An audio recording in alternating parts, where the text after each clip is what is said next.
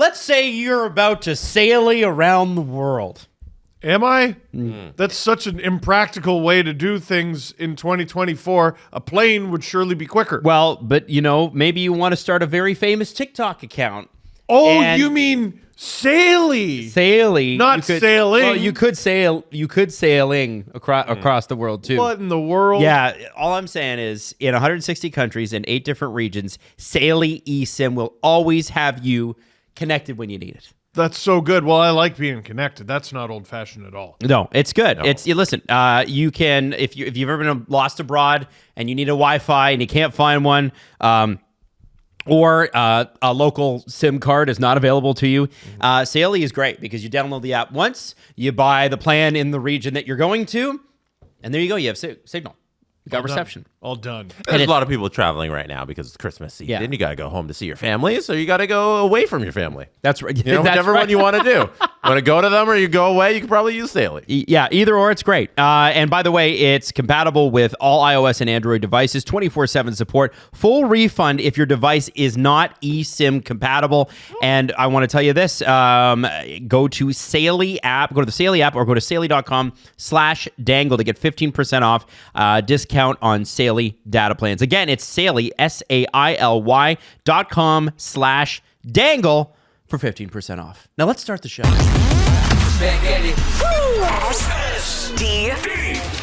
SDP, the Steve Dangle Podcast, with your hosts, Steve Dangle, Adam Wilde, and Jesse Blake.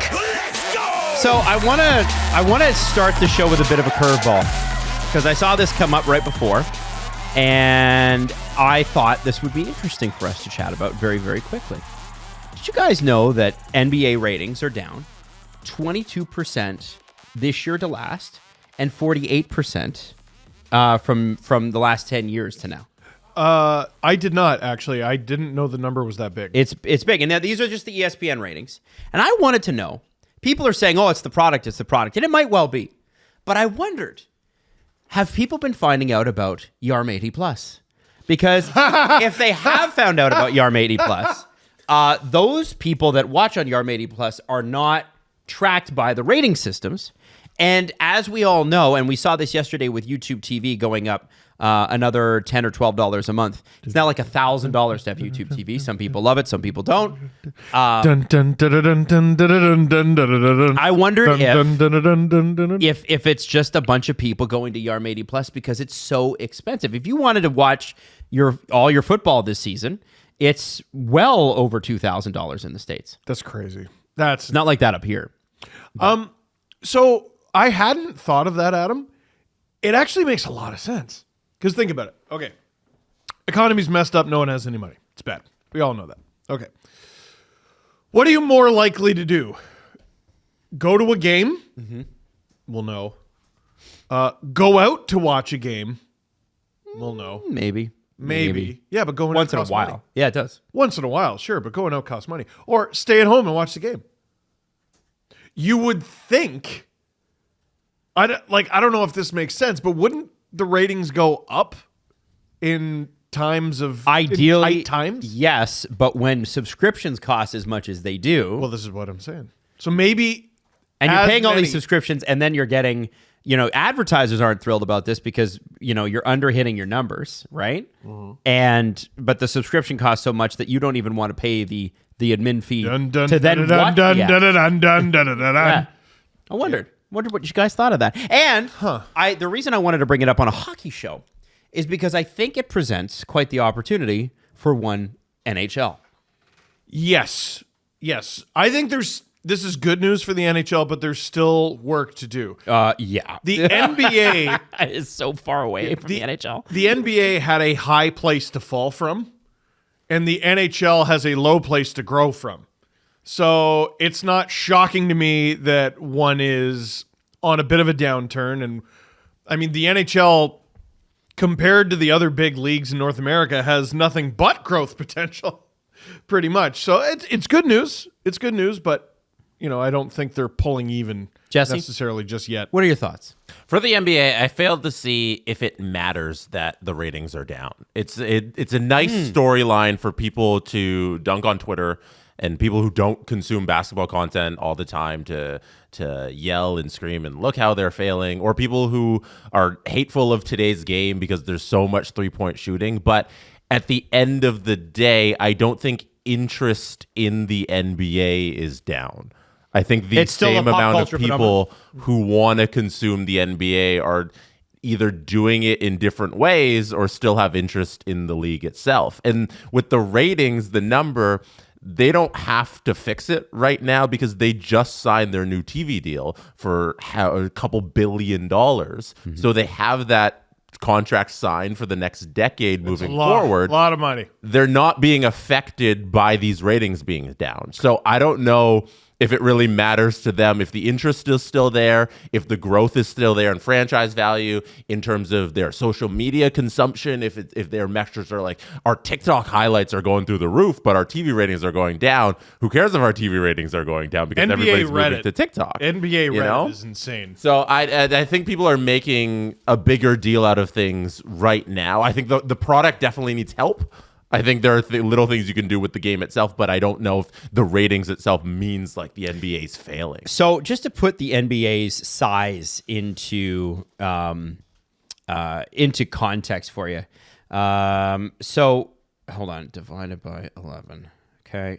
Okay. So the NHL deal in Canada 10 years ago was worth $4 billion, or was it $6 billion, something like that? I think the number's $5.2 billion. Right, and the whole thing was that Rogers paid more for that than Disney paid for Star Wars and Indiana Jones, which is true. Over $1 billion more. Now, the idea, I mean, Rogers did not own a movie studio. And I'll be honest, a Rogers Star Wars movie is not something I want to see, based on, other things. But yeah, it was 12 years, $5.2 billion. There you go. The NBA deal in the States per year is worth $7 billion. Wow. And Jesse's right. The new 11-year deal, which takes them from next season until 2035, 2036, is worth $76 billion. It's crazy, eh? And so that's signed. Like that's signed. The lawyers have stamped it after TNT got really mad because they got squeezed out of the deal. Yep. They solidified the contract with Amazon, NBC, and ESPN, and all of those three platforms have their streaming arm. So they're moving even further away from broadcast TV, where they used to have TNT used to be a part of the NBA rights deal, and now they've taken away this service that only was on broadcast television. They've gone to a service like Amazon, where they're not on television at all. So yes. I don't know if they care if TV ratings are down. No, I don't think they do. I do find it fascinating. Because, the NHL is talking about its growth. Guys, we're making an extra $500 million this year. The cap could go up 7%. It's significant. It's significant in those terms. I'm not going to downplay. No, but when you're talking about scale in the United States, as a Canadian, it is sometimes eye-watering. Oh yeah, we just can't imagine and fathom wrap our tiny brains. The amount of people, the amount of money. Yeah. It's wild. And I look at that and I go, yeah, the NHL has an opportunity here to engage people who maybe aren't thrilled with it. But I think Jesse's right. Until you have a marketing system that allows for a LeBron James to come along and be so a part of the pop culture that he's literally mentioned in songs, right? You know what I mean? Hey, we got Austin. Like even Jay-Z mentions Nick Van Exel, right? Like Nick Van Exel. But you know what I'm talking about? I think it just shows the difference, but there is an opportunity there. Mm-hmm. You can grab people, I think. Oh yeah. I think you can grab people. 100%. It's like, I was looking at it, the gap between Michael Jordan's career and LeBron James' career was 0 years. I did not realize that. So MJ retired twice, but the last time that he retired was at the end of the 2003 season. And then LeBron was drafted. Yeah. What a crazy, that's unreal. Yeah. For the NBA. Here's our guy who's going to step in and fill his shoes. This guy right now.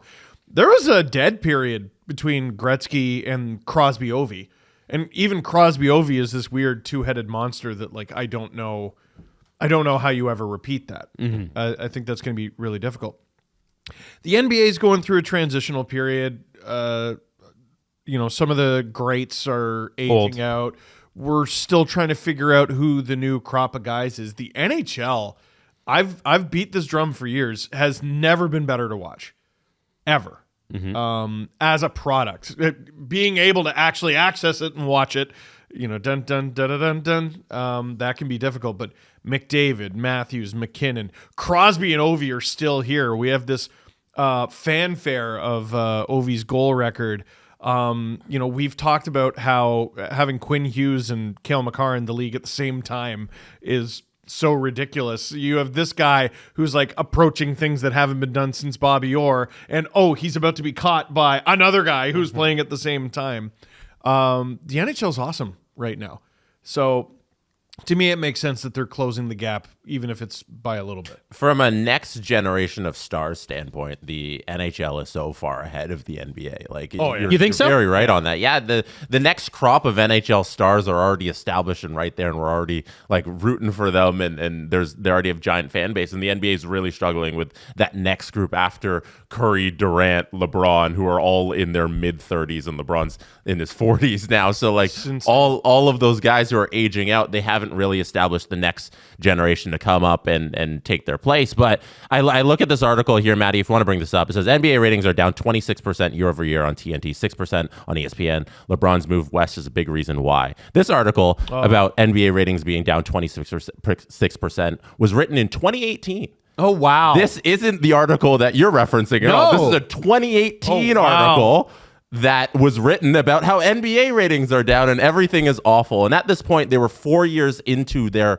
TV deal that they signed previously back in 2014 that netted them around $2.6 billion per season. And what's the new one they signed in between that? It's 6.9/7. $7 billion per year. So in between this time where they signed the TV deal, everybody makes a big hoopla about how ratings are down. They signed a new TV deal about 5 years after this, where they increased revenues by $5 billion so what, a year. What you're saying, Jesse, that's so good. So they lost, so it should have been $10 billion per year. Oh, yeah. Is that what it should have been? I'm saying it's a cycle we go through where there's a big storm about we got to fix this product in this sport, and everything always ends up fine. And the story is, how is it failing? Because that if you could show that it's failing or that it might be failing, that's a story. People are interested in that, right?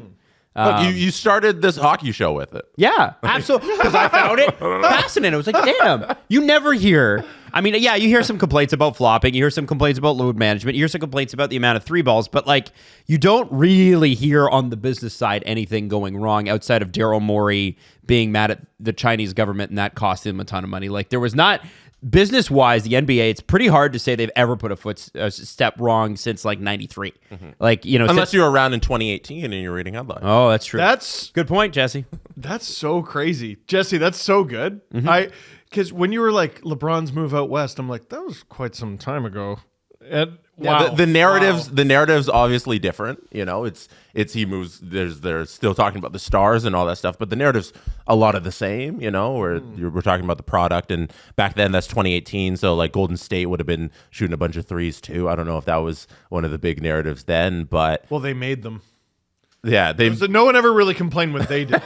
They made them. That's funny. The problem is these like bottom third of the league teams trying to replicate them and just bricking everything, and it looks horrible. Yeah, the NFL is the number one head honcho of all this stuff, and what they do is a fantastic job at changing their rules for the sake of entertainment, and I applaud them for it, because whenever they see something's wrong and they need to really protect the quarterback, and they'll go to the greatest lengths to make sure that the quarterback is protected because they're the most important, or they'll tweak little rules here and there. They'll have replay assist and eye in the sky referees. They're really good at just changing the rules to make sure the product's good. I feel like the NBA needs to catch up with that and fix rules that just to make the NBA basketball better, because it is getting way too three dependent.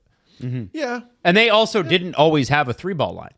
Like that was a thing that what's only existed in the last 30, 40 years? No, longer than that. Is it longer than that? I would say, yeah. Now, So speaking of tweaking rules for the joys of entertainment, what do you guys think about the proposed, but it doesn't exist, but it kind of does, it didn't come out of nowhere, golden at-bat rule with the MLB? And what this would be is once per game, teams would be able to send any hitter to bat regardless of where they were in the batting order. Now, Rob Manfred publicly has said there are no plans for this, but it didn't just fall out of the sky. People were, this is something that's been discussed at MLB head office. What do you guys think of something like that? Is that a gimmick or is it a strategy?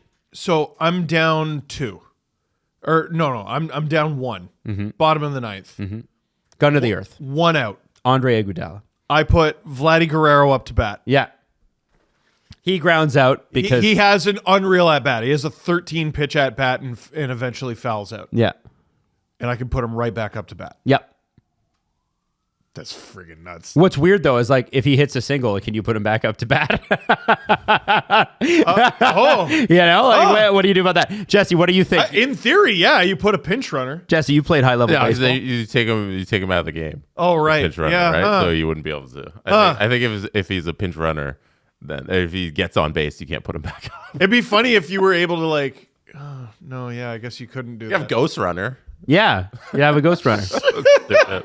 No, it's stupid. That's dumb. I don't think it's gonna happen. No? No. So, because it feels Sounds fun, but yeah. that feels on the line of this isn't a game anymore, it's a gimmick.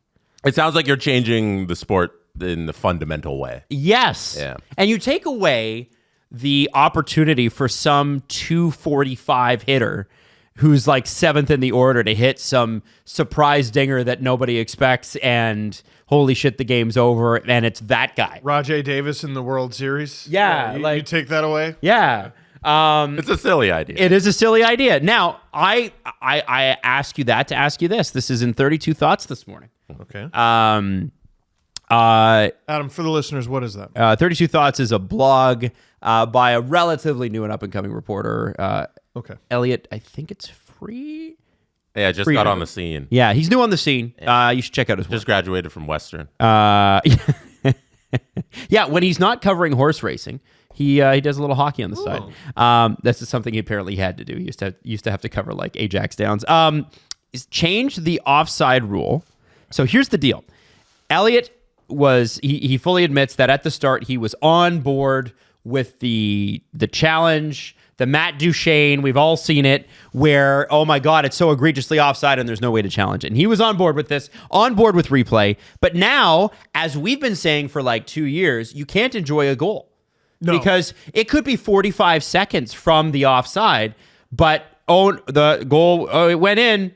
Even though it was 45 seconds later, call the whole thing back. Last night, there was the Leafs scored a goal where I wondered if Dostal had been interfered with. Mm-hmm. And I don't know it's a goal until they drop the puck for the next shift. I'm right. Like, hey. Yeah, that's when I celebrate. It's like when they've actually dropped the puck. Yeah. Now, so he brings up a couple of things. And he said one of them is a recommendation from Red Wings broadcaster Ken Daniels. He said, change the offside rule so the outside edge of the blue line counts as in the zone. So if the puck is on the outside edge and halfway on the outside edge of the blue line, meaning like as soon as you touch blue paint, you're in the offensive zone. Okay. So because right now, let's say this phone's blue, okay? And you're crossing into the zone.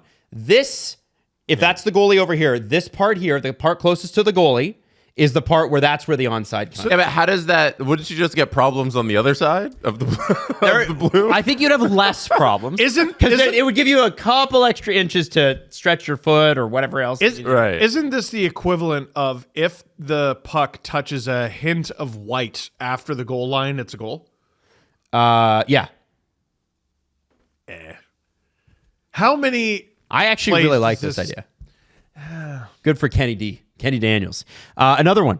One coach suggested giving each team a bank of challenges to start the season. One suggested 3, but that's too few. Maybe 10. Meaning that it doesn't matter if if it's wrong if you don't want to use up your banked challenges. Like As in, you only get 10 challenges throughout the entire season. Oh, the whole season. So you Oh could my burn your challenges, and then teams could just walk in offside. God. That's silly. Although the refs would probably call it dead. There's something I like that idea better. I think You like that better? Okay. No, because there's some challenges where I'm like, okay, they got it wrong, but I don't feel like they were wrong to ask because it was close enough.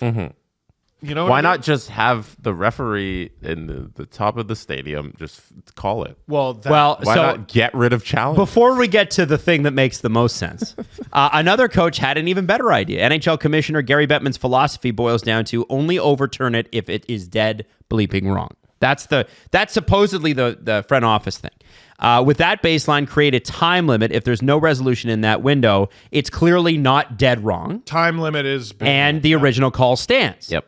The problem with that I've noticed is that refs will they'll make a call that prevents them from looking bad, Good. rather than No, that's the way it should be. Like in football now, referees call everything a fumble. Everything's a damn fumble, and they just let replay fix it, and it's fine. Because then we let the play out, and then if it is a fumble, then it's like, oh, everything's fine now. And if it wasn't, then we just go back and we just reset. By the way, they've already kind of done this with, God, it's going to slow the game down. It's going to slow the game. Everything is a 5-minute major that refs review, and they go, never mind. And who gives a shit? Like, who really gives a damn? It hasn't delayed the game at all, and they're making sure they get the call right on a controversial play. Good. If the whole idea of replay is to get the call correct, stop making it a little game where coaches have to play, oh, I got to challenge this, and maybe I'll win the challenge. And It's not entertaining. We're all playing a board game here, and I might lose my challenge or get a penalty. And if I don't, I get I penalized. might get a penalty. Ooh, what's going to happen? Just take it out of everybody's hands. Have a man in the press box in the officials' room, and he's sitting there. If there's an offside, while everything's happening on the ice, he's looking at the offside, or have central control in Toronto take care of it on every offsides call, and then just look at it, and then you phone down when play stops and say, you know what, that wasn't a goal. You got to go back and take that one, and then everything's fine. Now, the last one is, and I think Jesse nailed this, is final decision should go to the centralized NHL video room. He says, I recognize how much this bothers the 4 on-ice officials. Man, I can't imagine. I don't care. Can we stop catering to these people? Yeah, Their feelings. Anyway, I don't care. Elliot said, that said, the video room underwent another upgrade and is far superior to what the referees and linesmen have access to in-game. Offer opinion or insight into what they saw? Absolutely. But there's a former official advocating on their behalf with the rest of the league staff. Common sense with the additional technology available in Toronto. Now, one thing I will ask is that if they were to go to this model, please move it out of Toronto.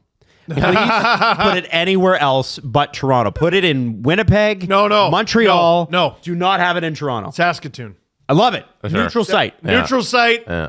Hell yeah, Saskatoon. And Halifax, doesn't matter. And the last thing that Elliot doesn't mention, and this is what really bothers me, so I'm actually going to actively pursue people that invented this technology this weekend in order to bring them on for an interview, because I'm this mad about it. Fucking tennis, man. They have line fouls that are electronic. If they can do it on a clay court, if they can do it on a grass court, you're telling me that they can't use the same technology on an ice surface? You can't. How about when a goal goes in, the goalie's on top of it, but the ref can't see it, and the cam in the net can't see it, so they don't call it? Right. How about we just put in a mag strip, and if the puck crosses it, it's a goal? We had an engineer come up to us at a live show or one at Greta, and she was telling me, she was like, yeah, we could easily do this. She was like, yeah, no, you could. Why do we need it? Why do we even need We to can program this very easily. So Jesse, if you come in offside, okay? If you come in offside, because the players have the puck tracking stuff, you can put skates or whatever. Yeah. You could eliminate the offside challenge completely in theory. I don't know how the skates. I know you could Put do it in the skates. You could do it with a static line, the goal line, and the puck, and then just have some. I don't know how the technology works with the cameras and the line. I know you can do that easily. I don't know how you can do it with like the boot of the skate. I think if you have it in both boots. I'm less concerned I guess. about the boot. I guess. How about the puck It's Game 7, Stanley Cup Final. It's overtime. There's a mad scramble in front. The whistle goes. Where's the puck? It's under the goalie's pad. And that ruins everything right there. How is that? Oh, man, well, we can't see it because the goalie with his enormous friggin' pads, Sergei Bobrovsky, you friggin' cheater, is on top of it. Andre Vasilevsky, you friggin' cheater. Friggin' cheater. Every goalie ever, you friggin' cheater. Oh, no, it's for protection. That thing where goalies slide themselves out of the net before standing up after a whistle, automatic goal. Oh. Automatic goal. You cheated. So that's what is that not the goalie equivalent of embellishment? If $5,000 fine. If we're going to have challenges, then the NHL's job should not be to adjust the challenges. Their job should be to eliminate the need for them as much as possible. You will always need them, but work towards a system where there's less gray area. And you know what's cool? These new things. I was telling you about this new reporter, Elliot Friedman. He's using this new thing. It's called a computer. I know. And you'll be blown away by what computers will do in 20 years. You might even be able to do your banking on them. I watched an episode of South Park on the train. Crazy, right? Crazy. You must have. In. Did you bring your VCR to watch it? No, didn't even need it this time. Wow, that's amazing. So anyway, I thought that was an interesting one. That was going to be our second story, but we segued into it beautifully. So why not make it the first? Why not? BetMGM is an official sports betting partner of the National Hockey League, and it's got your back all season long. My question: Max Pacioretty has now as many goals as he had last year in Washington. Now he's only played 15 games this year, right? But he played 49 last year in Washington. Has had some injury this year, gentlemen. Are you over or under Max Pacioretty at 15 goals this year, assuming he stays healthy? Ooh. Well, assuming he stays healthy, yes. But that assumption is doing a lot of work. Right, because there's been a lot of injuries. I take it because I'm not going to cheer for him to get hurt. But that's only a sprinkle. Also, you cheer for the Leafs. Also, I cheer for the Leafs. Jesse, thoughts? A tweet popped up. I got a notification. It says, best deal in the league. Patches, Toronto. He is #buzzing. Will score 30 goals this season. Oh my God. I'm going to side with that one. Who tweet. said that? Some guy named Alan. Yeah. Alan Walsh. Never So heard. I think I'll side with that one. Raise your game to the next level this year with BetMGM, a sportsbook worth a selling and an official sports betting partner of the National Hockey League. BetMGM.com for terms and conditions. Must be 19 years of age or older to wager. Ontario only. Please play responsibly. If you have any questions or concerns about your gambling or someone close to you, please contact Connects Ontario 1-866-531-2600 to speak to an advisor free of charge. BetMGM operates pursuant to an operating agreement with iGaming Ontario. This show is about performance. Whether there is performance or there is not performance, on this show we talk about performance. Now I'd like to talk about performance in your life. I'd like to talk about performance fabrics. I'd like to talk about your clothes. Are they performing for you the way that they should? Is their 5-on-5 expected goals as high as it need to be? Yeah, in your pants. Right? No, the clothes I currently have, definitely not. I wish I could get some new clothes somewhere. Jesse, Well, where the heck would you get that? if I were you, I would go to shopdoer.com/STP. And here's the deal, just to give it a shot and try it out, you get 20% off your first purchase when you use the exclusive URL. I'm already there. Like, whoa, it just magically popped up on my computer. That's It looks so crazy. Like they don't just have jeans. They're not just known for their amazing jeans. They also have things like sweaters and a nice flannel and a nice toque. Unbelievable stuff. It's not fast fashion, it's slow fashion. But that means that you get to keep it. Yeah. That means you can put it in the wash and be reasonably confident that it's going to come out just fine. It's never unlike been- most clothes you buy today. It's never been fleet of foot. It relies on its superior hands and puck paddle skills. And plant-based fibers wherever possible and using recycled materials for more breathability, softness, and moisture absorption. We want you to check out Doer. Shopdoer.com. Shopdoer.com/STP. It's shopdoer.com/STP. 20% off your first order. Now, I want to come back to... You got to put your chest into it. No. Why not? There we go. That wasn't even that good. Yeah, it sucks. It sucks. Are you losing your edge? You're losing your edge, Dangle? Here, give me a sec. Why not? I thought that was more pretty silence. Don't confuse people who are listening. No. Leafs versus Ducks, and I think we found out who the best goalie in the league is last night, and neither of them play for the Leafs. Man, Lucas Dostal is... So, I'm very conflicted. On one hand, the Ducks, to me, look clearly better than they were last year. Certainly. On the other hand, how doesn't a goalie with a 920-plus save percentage have a winning record? Because the Ducks are bad. So the Ducks do look better, and that's because they have Lucas Dostal. Playing the majority of their games? Yeah. Now, none of this tandem crap anymore? Having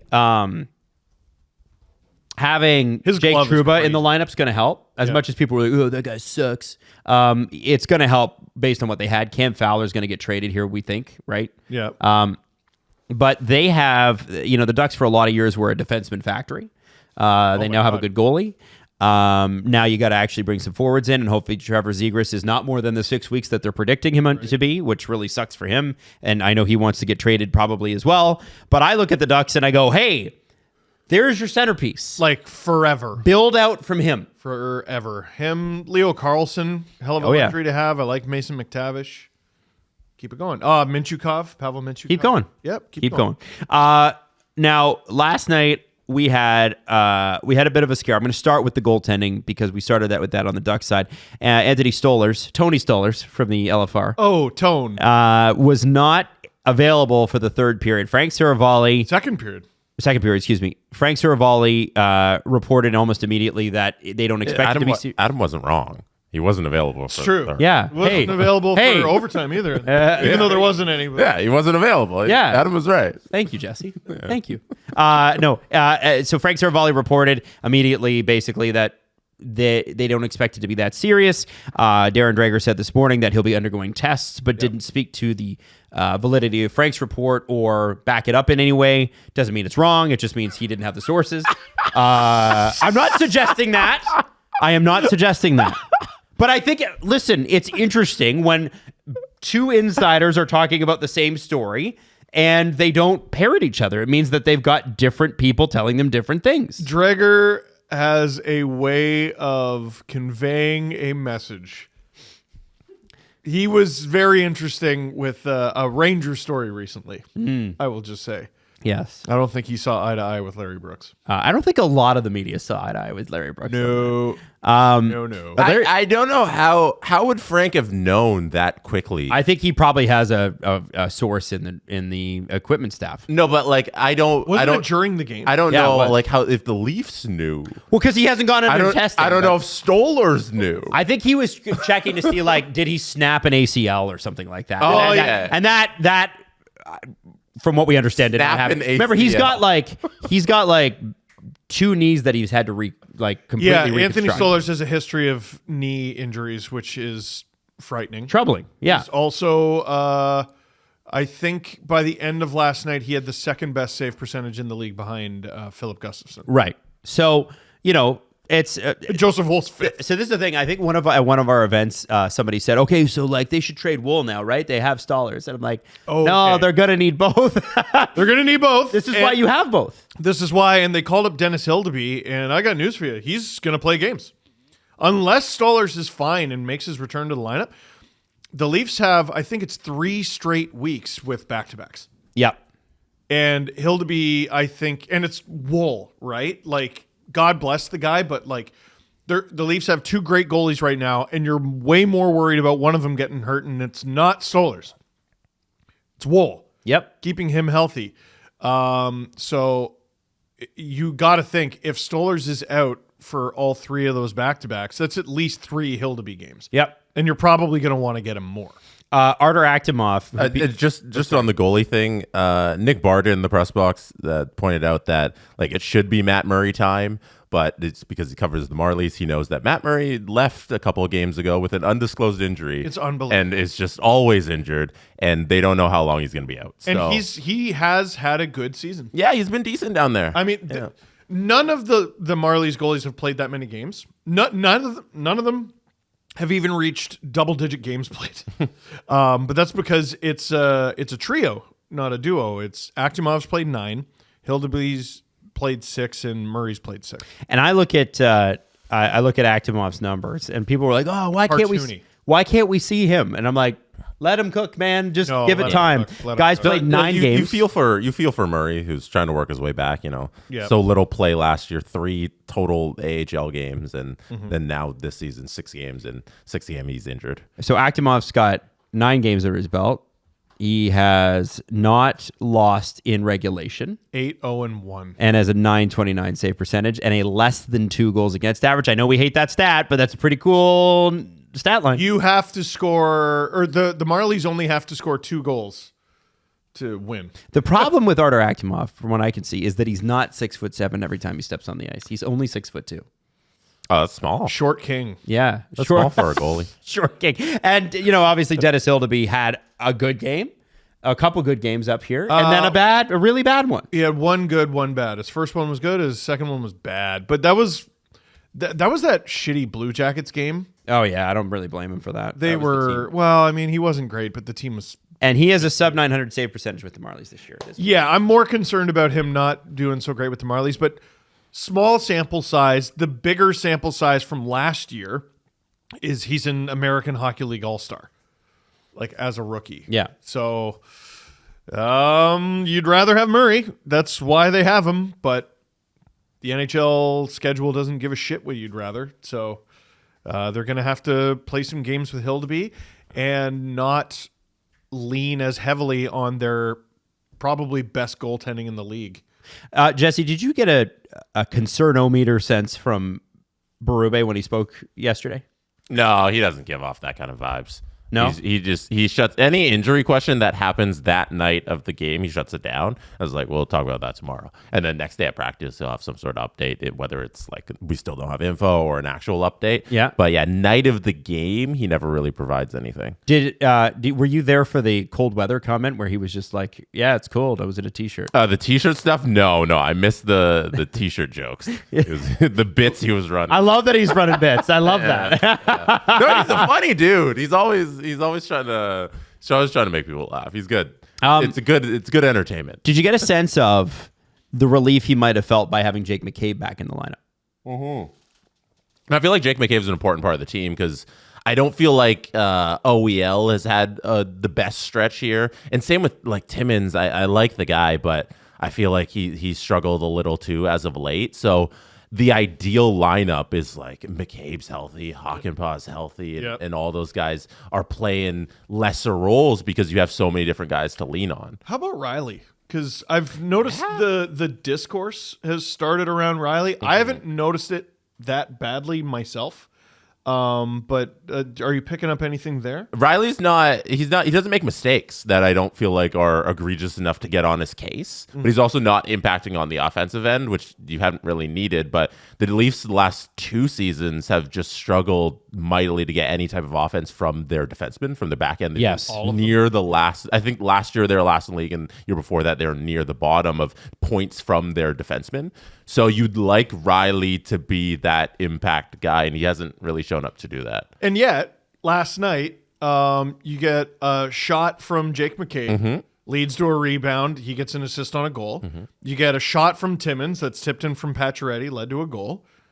They're getting some more offense. Yeah. It's better this year. It's not like it was last year. But Riley specifically, you'd hope that he's that guy. But you're getting enough from the rest of the lineup. The Timmins shot was interesting too because he was like, "Yeah, I wasn't like that's planned. Like I wasn't trying to score there. I wasn't trying to do anything. It's like I'm shooting for that play." Yeah. So it's really smart stuff from him. Defensively, I think he's been lacking, but offensively, I think he's been doing some good stuff. So Berube's got that Tanev McCabe pairing that he can throw back out there again, which is great. Good. Mm-hmm. I love them. I think Riley OEL works way better than I thought, and it'll nice to have them. Because no disrespect to Philip Myers, but your ideal is that those 4 that's when they're at their best, right? Yep. And then Myers is talk about playing out of your depth. I think it's kind of admirable what he did. Right. Yeah, and Max Pacioretty had a great game. Just I was surprised he didn't get the belt. Because they ended up giving it to Wool. oh, okay. And like, I don't know, how many 2-goal games does Pacioretty have left in his career? I don't know. But I mean, Wool coming in relief and being as good as he was I he's think 35, right? I think it's possible he has more than you think. Max, he's got 9 points in 16 games this year. dude, way better than he was with the Capitals. Well, yeah, because he missed half of the season. Yep. Like- He's already got as many goals as he had with the Caps. Yeah, and I think that there's this physical element he has that we were not used to, and we've talked about it a lot. But his chemistry with John Tavares is interesting because last year we were talking a lot about the Leafs were far more of a rush team last year than they are this year, and Tavares' skating was clearly. It was never. Listen, John Tavares, the knock against him coming into junior was that his skating wasn't great. He's never been a fleet of foot guy. But the way that the Leafs have slowed the game down and this type of style they play tends to lend itself to a guy like John Tavares, who I like those two together. so I want to talk a little bit with you two about the hockey that those two play together, because it seems to be two guys who recognize to varying degrees that their skill sets are not as high end as they used to be. Doesn't mean they're not good. It just means that you're physically different at 30 than you are at 36, and two major injuries, and Tavares has had some concussions and things like that. There is an IQ to their game that they play. What is it? Why do they find magic together? I think they really like the tight areas. I think they like hockey in a phone booth. Okay. Because that's what they play. It really is beautiful stuff, and I you can tell they love each other. I think they're two peas in a pod. I think they're both kind of strange. They're both like completely obsessed with their bodies and health and everything. Yeah. And like, it's funny. I try to picture John in the locker room, and I'm like, who do you talk to and what do you talk to them about? And I can see him and Max getting along really well. Well, they both have a mountain of children. I think they have 8 kids between the two of them. Really? Yeah. Does Patchwork have 5 He has kids? 5 kids. What? Holy shit. Yeah. I didn't know that. Yeah. Wow. Yeah. And John's got 3. So. Oh, that's both too much. And you know that Max Pacioretty's wife is the Maxima Fanagan's sister? Yeah. Isn't that crazy? That's so ridiculous. Yeah. Oh my God. Hockey's so small. Wow. Thank you for that. And I was thinking a little bit because William Nylander's with them as well, and he scored last night too. He was in on the Magic. Got a feed from Pacioretty, and I was thinking about the discourse, like splitting up Matthews and Marner, and by not splitting up Matthews and Marner, you put Nylander probably with John Tavares. There's an argument to split all 3 of them up, but whatever. They're not doing that. So. They're obviously not doing that. What is our constant feedback from Mitch Marner? Shoot the puck, Shoot it. stick it in the net. But what kind of player is he? Well, he's a finesse player. He's a perimeter player. No, he's a pass first player. Pass first player. Yeah, sure. What's Willie's Twitter bio? Give me the puck. Give me the puck. That's, I think, why they don't play together at times. Willie wants the puck in his stick. Well, yeah, He's because gonna you can shoot see it. He'll just zip around the offensive zone and just keep holding it and holding it and holding it. Yeah, looking for an opportunity to shoot. Mitch will do that to pass. I think that's maybe why they're separate. But that line, it's so funny. Yesterday, I thought was the good and the bad of them because they got hemmed in a few times as well.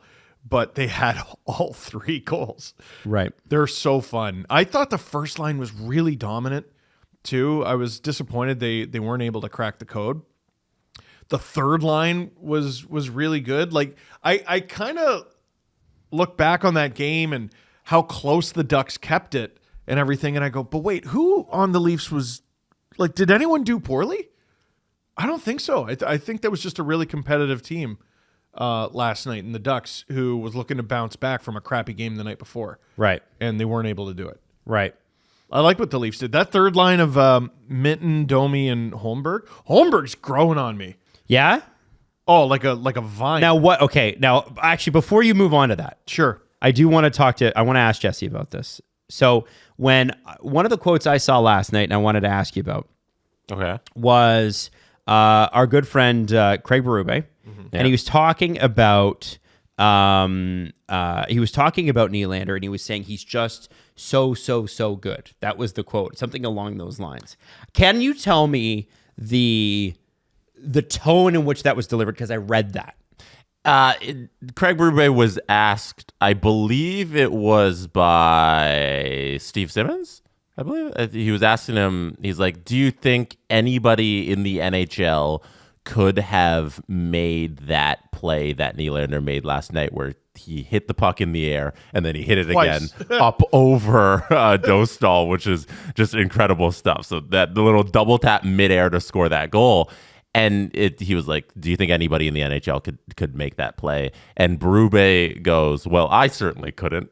And that was the big laugh. So that's the context of him talking about Nylander in the press conference last night. That's what led to it. And then everybody chuckled. And then he continued, and he's like, "Yeah, I've never seen somebody get more breakaways than that. He's such a great offensive talent." And I think he recognizes what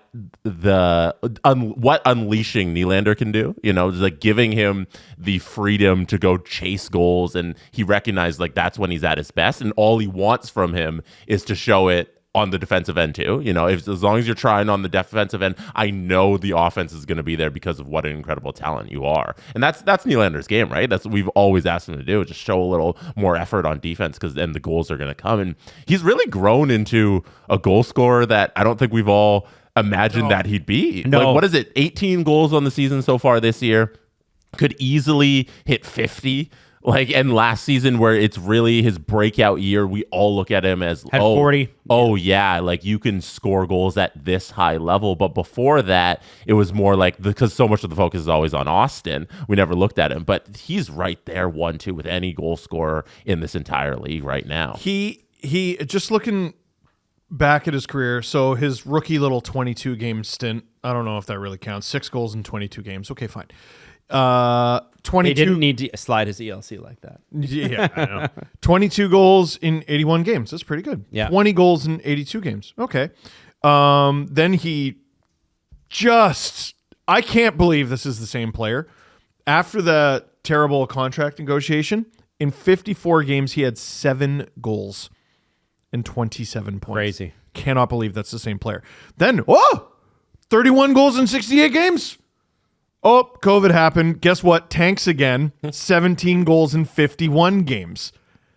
And it's starting to look like, all right, Nylander's settling into what he is. Mm-hmm.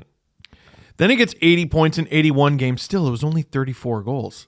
And then it was 40, and he's their top goal scorer. Right Yeah, now. I guess I just said like last 2 seasons. I guess last 3 seasons. Yeah. Since that first 40 goal season, and then another 40 goal season, and the pace he was on last year was incredible, leading up to the contract signing. And then this year, he's outpacing himself again with 18 and 29. Like he's really become one of the best goal scorers in the league, and you see it every night. Could playing with 2 old farts like Tavares and Pacioretty, and I say that in the most respectful way, right? Like, Both of them are younger than us. no, Patches is not. I don't think. No, he is. Is he? Oh, yeah. No, he is. November 20th, 1988. Damn, we are older than Max Pacioretty. Yeah, Adam, you want to repeat those words? Old farts. Old fart. I will own that. In broadcasting terms, Steve and I are very young.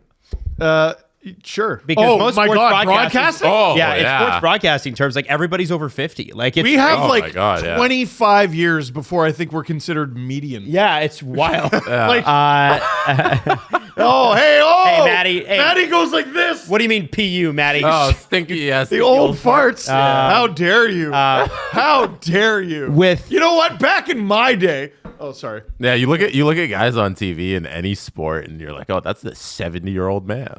Well, how old is the Terry Bradshaw? The Fox crew, all of them. All of them. They're all blue hair. The Like majority, Howie Long's got to be up there. Yeah. Like- the majority of sports broadcasts have people on air that were also there when I was a child. Yeah. So it's true. Like Terry Bradshaw. Terry Bradshaw's Like, 76 years old. Cliff Fletcher was fully a teenager when Terry Bradshaw was born, by the way. I'm just throwing that out there. In case we want to get back to how old is Cliff Fletcher. Terry Bradshaw was born in 48. and Terry Bradshaw was a coach in the 70s and has been on TV. So he would have been like book buddies. Oh, sorry, not Terry coach in the Bradshaw. 70s, QB in the 70s. Yeah. Al Michaels, who does Thursday Night Football on Amazon, is 81. Wow. Al Michaels called the Miracle on Ice in like the middle of his career. Like, Holy because like shit. he was a good enough broadcaster that they're like, well, we're gonna put you during the Olympics. yeah. This big game against the Soviet Union. He called that in like the middle of his career, and he's 81. He's still doing Thursday Night Football for That's Amazon. insane. That's so funny. Oh my God, man. That's so funny. The Miracle on Ice, something from like a past generation. Yeah. Several past generations. My parents were like young adults for that. Holy They were crap. dating. Yeah. He called that. When was the Miracle on Ice again? 1980? I don't even think they were married. Yeah, he was Like- Jesse's so right. He was good enough to be calling Olympic hockey at that Right, point, like- when there were no jobs. Wait, no, it was 5 years before they were married. I don't even think they were dating. Yeah. Like, think about the stature you have to get into your career to call something at that level. Yes. Like, in your broadcast, so many people broadcasting, just for somebody to be like, that's the guy. And the Olympics, and when there were less radio and television stations than there are now. And you're at like, a war with the other country. You're also at war and have been for half of a fucking century at this point. Like, it's crazy. And now he's like, Russell Wilson.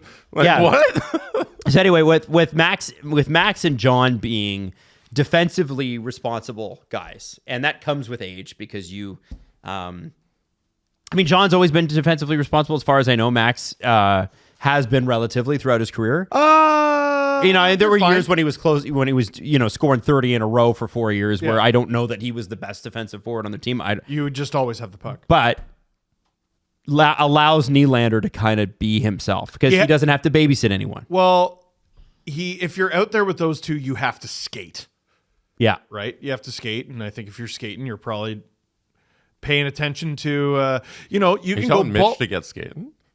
No, I am not. No, I'm telling Willie to get skating. Oh, sorry. Oh, I was Stop it. confused. That I was was- confused. How People dare getting- you, Jesse? Getting skating. Somebody's on going to the have to team. explain that to their mother later, okay? Whoa. Hey, listen, Willie. I got him laughing. I got Jesse laughing. It's Proud of he's a that. tough nut to crack. Yeah.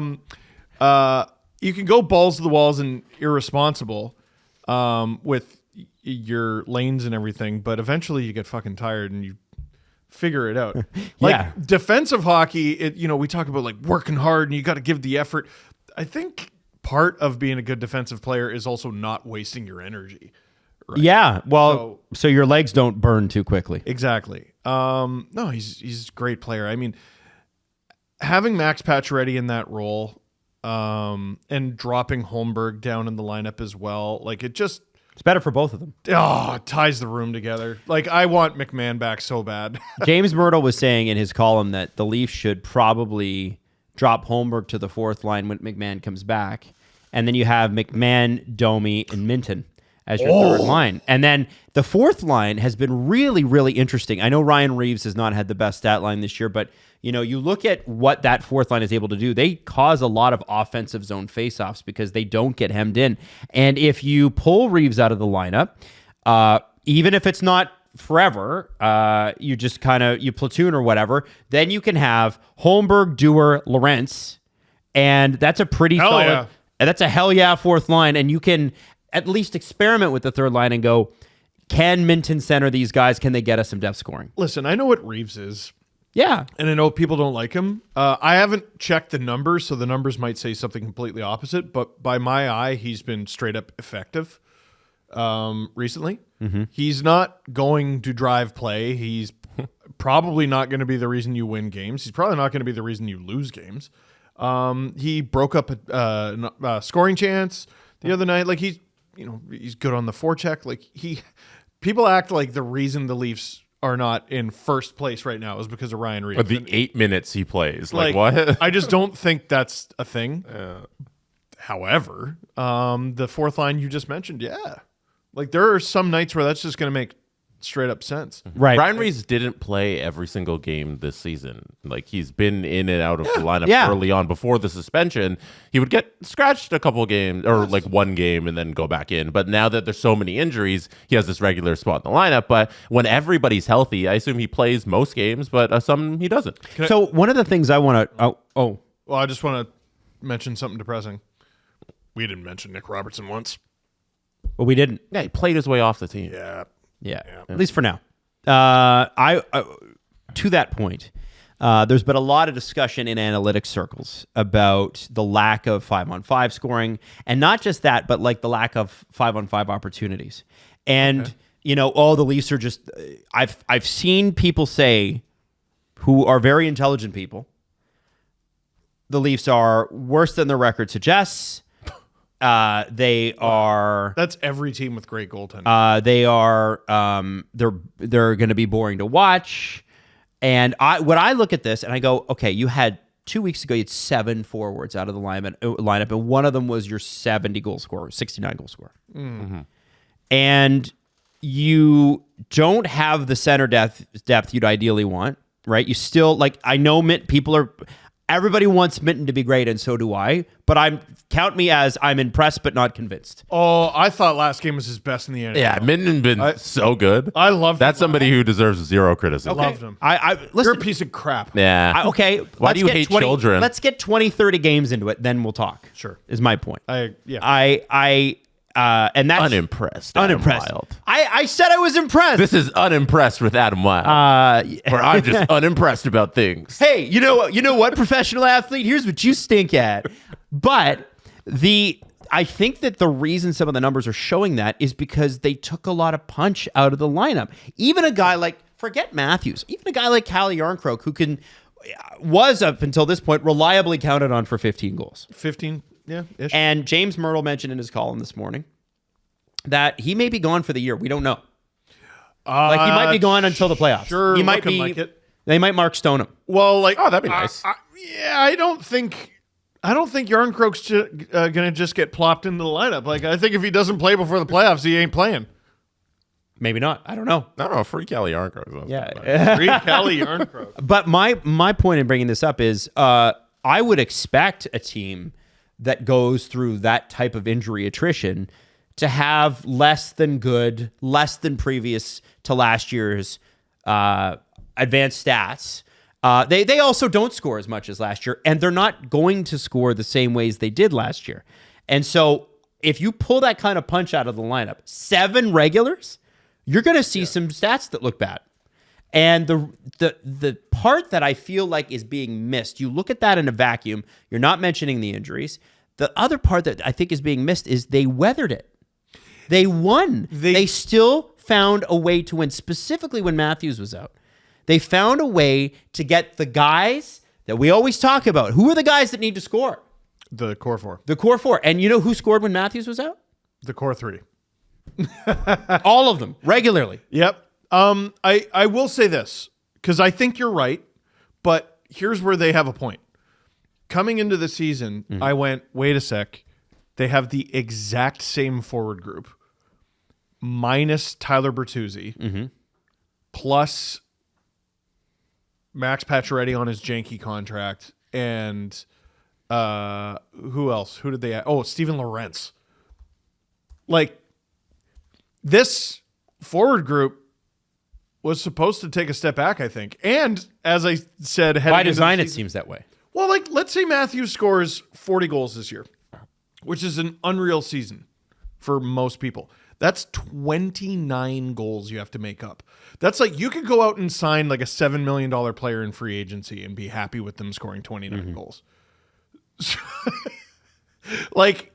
I sort of flagged this as a problem before the season even began. Hey, how are they going to do this? How are they going to score goals? And the reason they've weathered it, I think, is really, really, really good goaltending, and their defense is better. Yep. But the goal scoring thing, I think, is a thing. It is a problem. It's a thing, but let's see everybody back and healthy. You may literally never see that. Is the problem? It's Okay, the NHL. But Yeah, is that's that? But then is that indicative of some sort of downward trend that means they're boring and bad, or is it, hey, this team has changed its DNA a little bit, and you've had a ton of injuries. They had more injuries at one point than the Avalanche. The Avalanche who were missing crazy. everybody. They were what, like 6-7 forwards down? Yeah. Yeah, it was Well, the Avs were 6-7 players down. The Leafs were 6-7 forwards now. forwards. What do you down. expect, Yeah, man? no, Right. that's- That with the lack of goal scoring thing, like you don't need to score so many goals when you're playing great defense and you have good goaltending. Like why can't that be their identity where we're a low goal scoring team, but the other two facets of the game, defense and goaltending, were really good at that. Well, I think why the couldn't point- Craig Berube coach them into that team? The which he's rebuttal trying would have to been, do? though, that the rebuttal to that, would have been that the reason they didn't win in the playoffs was because their scoring disappeared. Yeah, but it's not Yeah. it's not that team anymore. You know, it's their scoring disappeared, but like now, what if our defense and goaltending is better than it was in those years? You know, like they can improve in that area. And defense for if they sure. can't improve in the goal scoring, why not improve in the other areas? And I look at where they rank in goals for and goals against per game. For goals for per game, they're 23rd. You know, they're That's lower half of the league. not great. But the goals against per game, they're third. But who are the teams around them? You got Winnipeg. They're actually second. My bad. It's Winnipeg in first, Toronto in second, and then great. the other teams are the Kings and the Wild. So you're just surrounded by the top teams in the NHL because this is how they're all playing hockey. Because this is Right. the most successful way to play hockey. I think it's because they're bad. So the Leafs are playing a winning brand of hockey that puts them in the same category as the best teams in the league, but we're upset with how they're I playing. think that can people so would claim rarely- that they're not going to stay there. Oh no, okay. Like no, they're All right. okay. They're not gonna be bad at goal scoring all the time.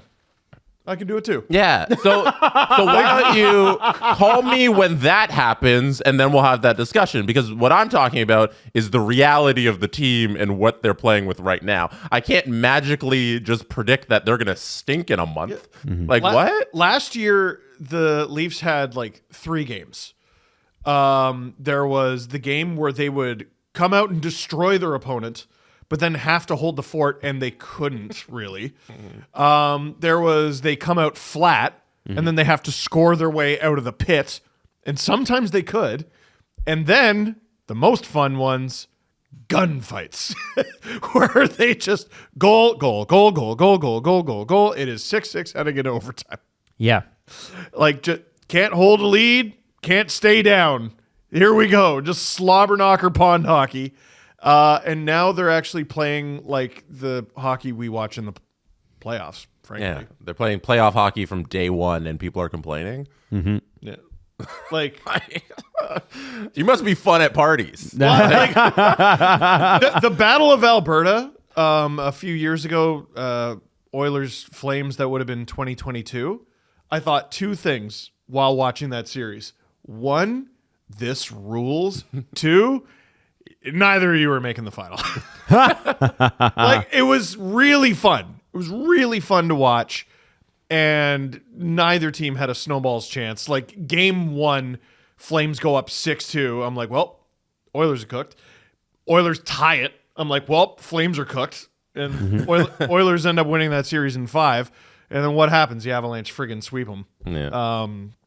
It's the Leafs have consistently played fun. I'm actually down for a little bit of boring. Oh yeah. Also, I find almost, not all, but almost all brands of hockey fun if you watch closely enough. Hockey is a very entertaining sport, and it leads to like the first thing we talked about in today's episode, and the NBA versus the NHL. Like the NHL product is fantastic. All hockey is great hockey. I love a goalie duel. And I don't mean games where, like, you know, each goalie's facing 25 shots. No, it's not a goalie duel. I'm talking both teams are friggin' shooting the lights out, and neither guy can be beaten. Oh yeah. Love a goalie duel. You're telling me you don't enjoy the Leafs playing a more physical brand of hockey? Teams don't. They haven't like adjusted their expectations yet. Like, one of the things that I think is helping Max Pacioretty crush guys is they're not preparing to be hit by Max Pacioretty No, I don't think they are. at all. Like, No, he the forechecks hard too. He's freaking huge. Yeah. Which you don't notice until he starts using it. No, there's just it's like your favorite food's Mexican, and you go to an Indian restaurant and you hate it because it's not Mexican. Like they're both delicious flavors. They're just different. Does that make sense? Yes. Listen, it is my job to bring up alternative points of view in order to challenge. And it is my job to bring up food. But I would Compare say everything that to. I too disagree with those statements. But I think that there are, and we've talked about this on Sunday, there are some people that are not happy with the way things are going because it's different from the set philosophy from 10 years ago that the Leafs tried. All I asked for in the offseason was for them to change something. And I was looking at the roster. Mm-hmm. They changed the coach. The team has fundamentally changed. Personnel has changed too. Just not in the way that we all thought it might. What they were doing was not successful. It was not. Mm-hmm. Regular season, but no one cares. What they were doing was not successful. Let's have a look at something else. Mm-hmm. Early returns are good. Yes. Let's go. Yeah. And good goaltending too. You're allowed.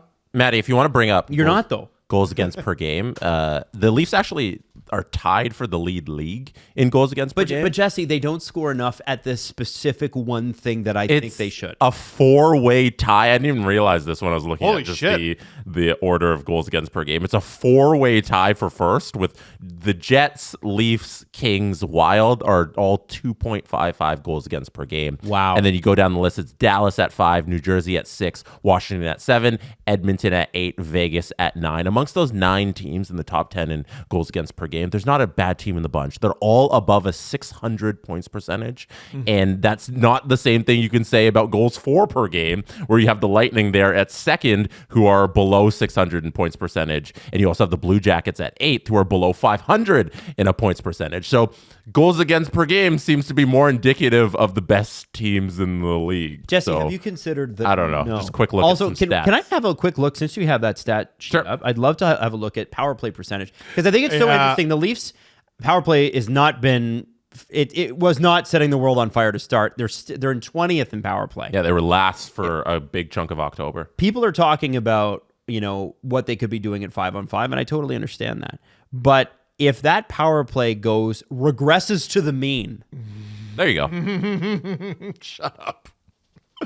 you know how many people have sent me very lovely messages going, here's what it means. I know what it means. I just think it's stupid. But regresses to the mean, I'll use your terminology, and it goes to 23%. It's 2024, guys. We're in the feelings. 23%. Adam feels like it's wrong. 23%, Jesse. What? Let's go up a little bit. Who's at 23%? 23% would be pretty high. You get into the top 12. I would expect I expect the Leafs to be in the top 10 in power play. Oh, that's even more. Well, You that's gotta get 25%. You got to 25, yeah. Imagine where that puts them in the goal scoring department. I know we were talking about 5-on-5 goals versus 5-on-4, but power play goals traditionally, as far as I remember, still count.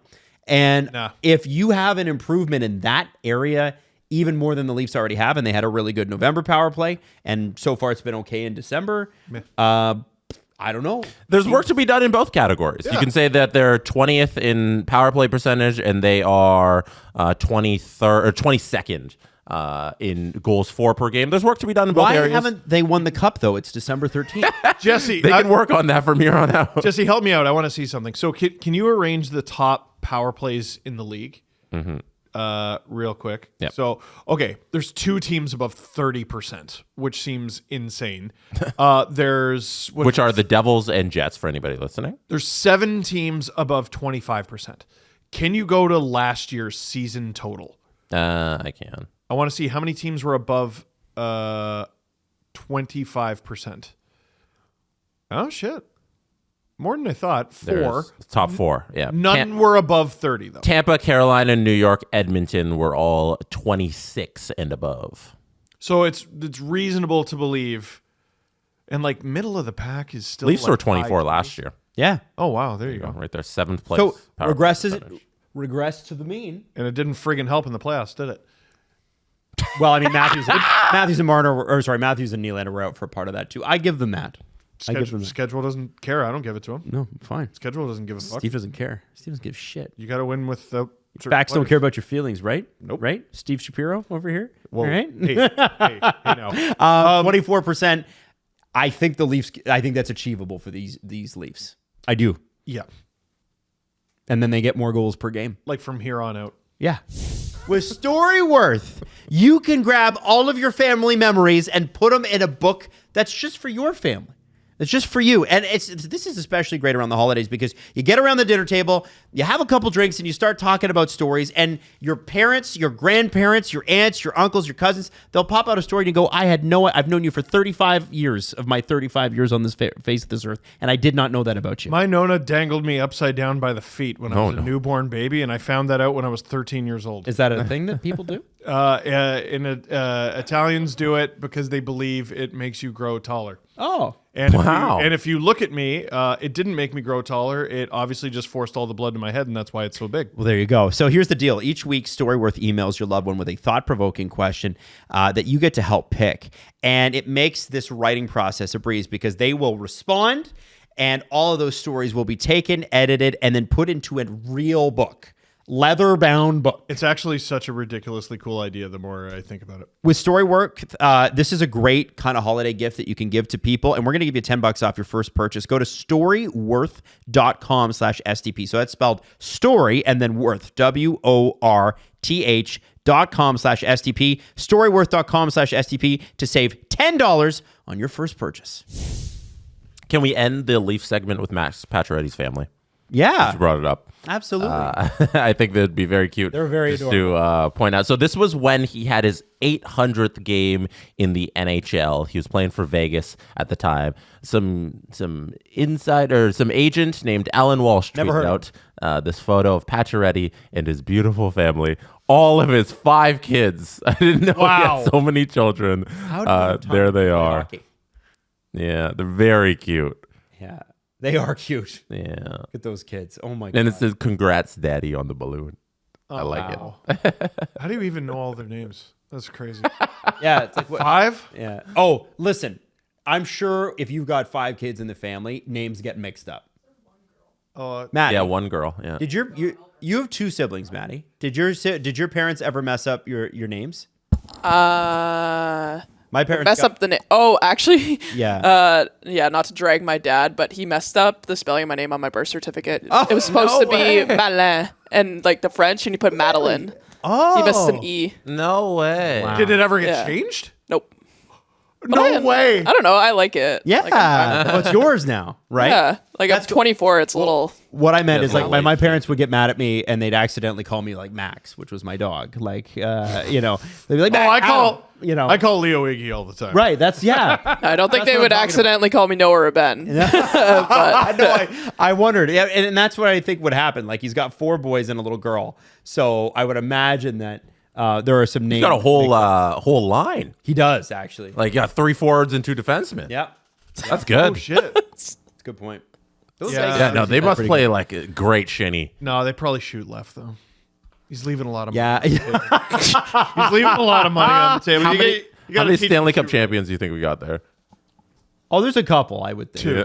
2? Yeah, 2 Yeah. rings. We're gonna get. No, I didn't say She's 2 going on the PWHL for sure. Yeah. Can you imagine? Oh, the P-Dub?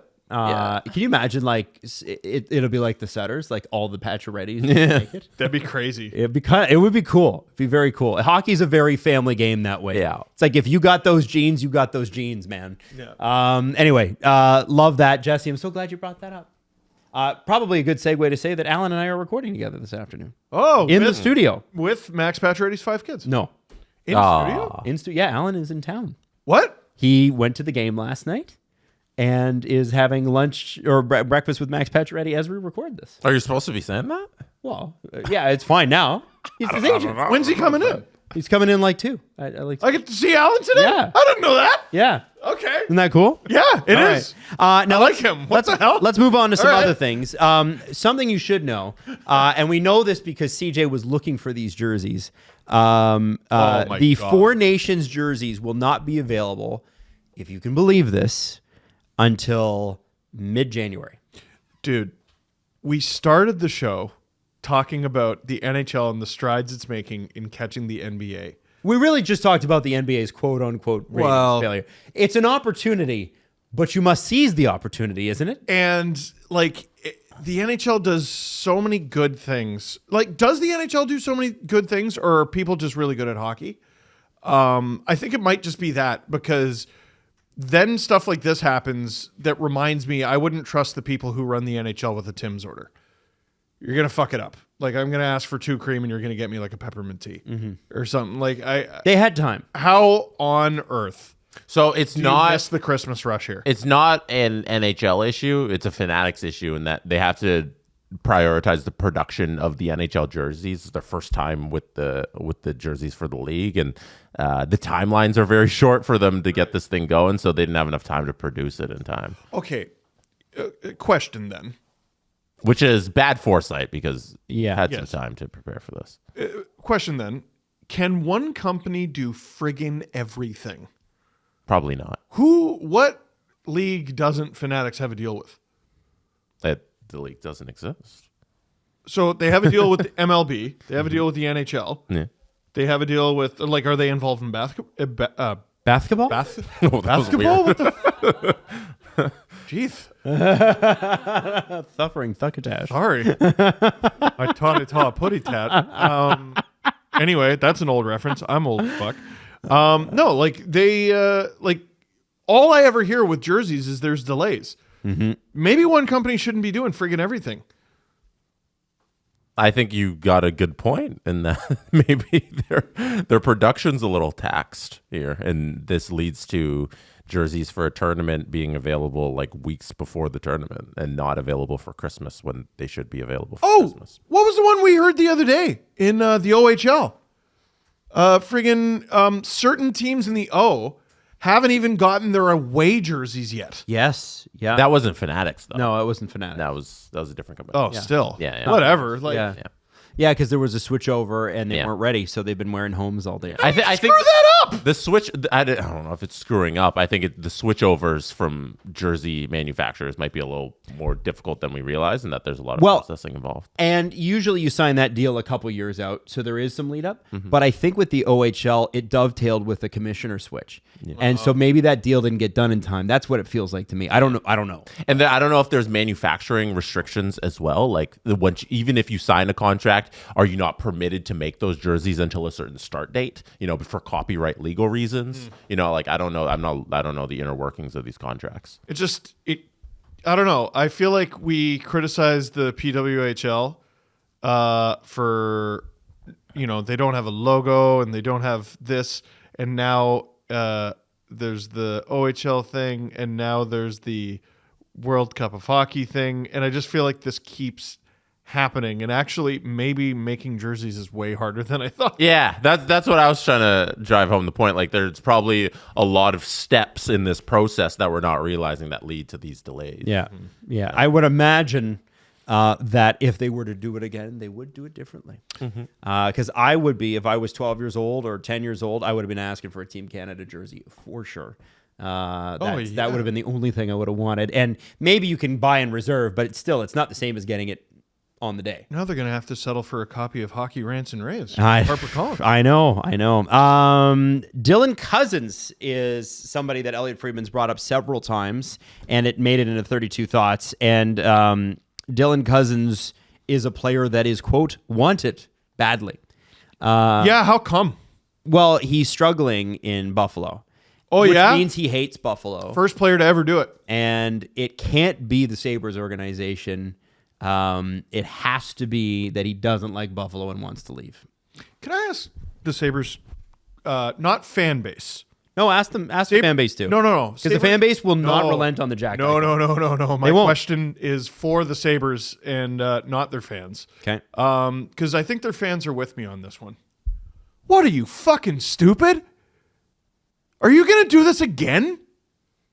There's a forward not working out here, so let's trade him? What's wrong with you? Watch some fucking hockey. Learn something about the team that you run. Are you stupid? No. How the fuck is this even a discussion? 23 years old. Get a brain. $7 million a year, and it's a long-term deal. Okay. No, that's great. is what I'm saying. Wait, sorry. What is it again? It's a long-term deal, and he's making $7.1 million. But because they signed him after, I assume it was after his 30-plus goal season. Yeah. And he hasn't quite lived up to that. Right. But the question remains, what are you, stupid? Well, and I think we need to acknowledge that the Sabres have spent to the cap twice in the past 14 years. Mm-hmm. And How'd they it are... go? I don't know, probably not well, but I would think that they're using that as an example as to why they don't want to. You bring. Remember, we talked about the Kevin Adams press Sabres conference. should never compare themselves to themselves. You are an outlier. The Kevin Adams press conference, he says, "Well, if we get a guy and he's making $7 million, but like, what about 5 years from now?" I would say to Kevin, that ain't your problem, Kev. You're not going to be here. No general manager is. Unless you're like weird, Harry Sinden, or you work in Canada where nobody gets fired. Mm-hmm. The thing with Dylan Cozens is it's $7.1 million until 2030. He's 23 years old. He has already scored 30 goals in this league. You think he might get better? I feel like he might. And I'm not saying they're going to trade him, but it's popping up. And so, my thing with the Sabres is they clearly have an internal cap. And it's clearly $5 to $6 million less than what the actual cap is. And it's clear that when players don't perform, they're stuck doing what they're doing until they move somebody with the $7 or $8 million cap thing out, and then they'll be able to make some moves. So you held on to one guy, and it's Tage Thompson. Mm-hmm. It's gone well. Get a brain. I can't believe they're even thinking about that. Well, and when you look at what they're paying, like a guy like Jason Zucker, who's a good player, and they talked about, Kevin's like, well, he's been a steady. He's a forward and he's playing well for the Sabres. Pack your shit. Yeah. You're out. Well, he makes $5 million just this year, so yeah, I actually do think they're probably going to trade him if they're not in at the trade deadline. But this guy, he's got 20 points in 29 games, Zucker. And I look at that and I go, okay, you're good with $5 million for that. But $7 million for a 23-year-old forward who's a center who might be an off start, and guess what your entire team is? I don't understand this hockey club. Do not get it. I'd be thrilled if the Leafs got him. Yeah, no Call shit. him. 13 points in 29 games. That's why they're upset. Kevin, are you trading Dylan Cozens? I'm thinking about it. Yep. Okay, so there's a minus. Have you called any team within our division? Yeah, you're fired. Get a brain. Now, nobody said he's called any team within the division. No, I know. I'm making up a hypothetical situation. I mean, Sam Reinhart's a Panther. Well, UC Parsonen is another name from a struggling team that has come up. 23-year-old center is from Nashville. From Nashville. He Friedge said that he's the next guy to go in Nashville. Tomasino, Dante Fabro, and he said the next guy is going to be UC Parsonen. Why? I guess they're not happy with him, and it's easier to get rid of a guy named UC Parsonen than it is Steven Stamkos. You just signed two guys on the back nine. What are you doing? Juuso Parsonen. I guess bad teams He's not getting very often don't get there by accident, but I'm not understanding any of this. I mean, Parsonen, his career high is 25 points in 45 games. He's not getting in every game this year. You got to talk to the mic. Oh, sorry. He's not getting in every game this year on a team that's already bad and doesn't have a lot of center depth. They clearly don't trust him. And I think that's a situation where the agent is going, okay, we got to go. If you don't call Barry Trotz before your morning coffee, you're a bad agent. Seventh or round, bad GM. 7th round pick that made it and is playing games. That's pretty cool. Got to get rid of him as soon as possible. And dude, what the here's what Brad Treliving might like. He's 6'3" and 212 pounds. He's big. Now, Leafs don't. I don't think they need a guy like that. I don't think they need a guy like that. Here. Let me give you one.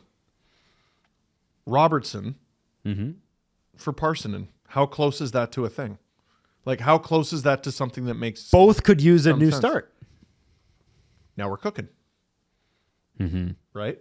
You have to think the Leafs are having discussions with teams going, we might need to find this guy a new spot. Jesse, thoughts? Nashville could use some goals. Do you think he's getting back in? Robertson? No, if there's a trade partner for Robertson, depending on I assume it'll be decent value. Your other option is waivers. Right, and you're not doing that. No, I don't think that makes any sense. I would rather force him into the lineup than lose him on waivers. A healthy lineup doesn't include Nick Robertson. No. Dude, an injured lineup doesn't include him. We saw that last night. Yeah. I hope there's a trade partner out there for him. Me too, because I do think he can be successful in the league. I just don't know if this style of play is going to fit him. It doesn't look like it's going to be here. I mean, if you're the Preds, what do you have to friggin' lose? Well, yeah, I agree. And a couple other things of note I just thought that you'd find. First off, the Seaweed Man is probably going to float out of Vancouver sometime soon here. No! Hasn't worked well. And I wondered specifically, I'm like, I know that it's interdivisional, and I know these two teams are going to be fighting each other, but doesn't a reunion with Edmonton just make so much sense there? Because it would take the salary obligations away from the Canucks that would give them flexibility, and the Edmonton Oilers clearly like him, clearly used him a lot last year.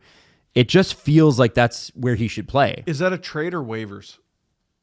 Could be Travers. I don't know. Ooh, because New York Rangers. If there's a defenseman available and they shoot right, immediately I'm Ottawa. Oh, good point. Every right-handed defenseman available, I'm like, Ottawa, those guys. Mm-hmm. I mean, Utah needs defense bad enough that they claim Dakota friggin' Mermis, who has not played since last season. Right.